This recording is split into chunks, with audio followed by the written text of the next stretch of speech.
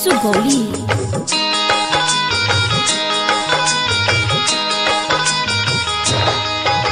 दीवाना बना के गया,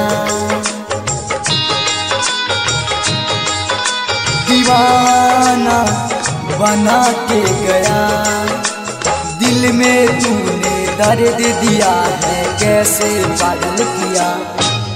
दीवाना बना के गया, दीवाना बना के गया, दिल में तूने दर्द दिया है, कैसे पागल किया।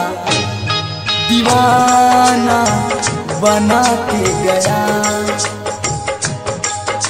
दीवाना बना के गया। Mix by Arun Sawant.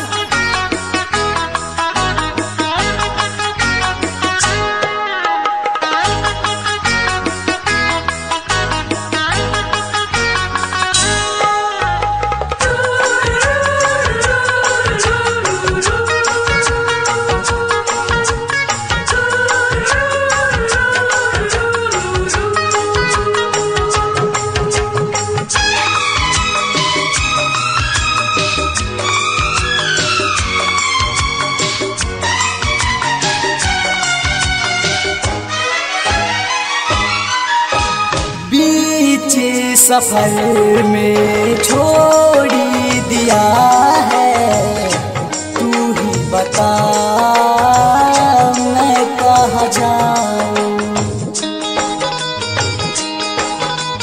बीच सफर में छोड़ी दिया है, तू ही बता मैं कहाँ जाऊं। दीवाना बना के गया, दीवाना बना के गया, दिल में तूने दर्द दिया है, कैसे पागल किया। दीवाना बना के गया,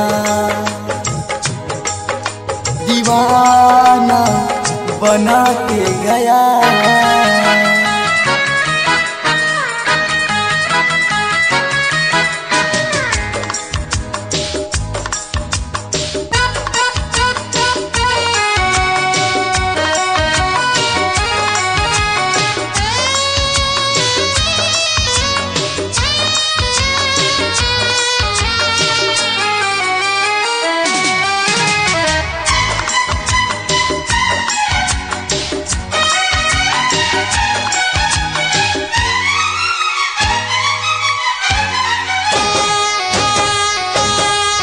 सपना में तेरा चेहरा झलकता, मैं तो हुआ पागल प्रेमी।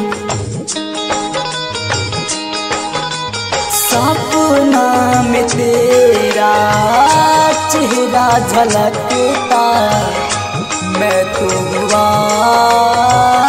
पागल प्रेमी। दीवाना बना के गया, दीवाना बना के गया, दिल में तूने दर्द दिया है, कैसे पागल किया।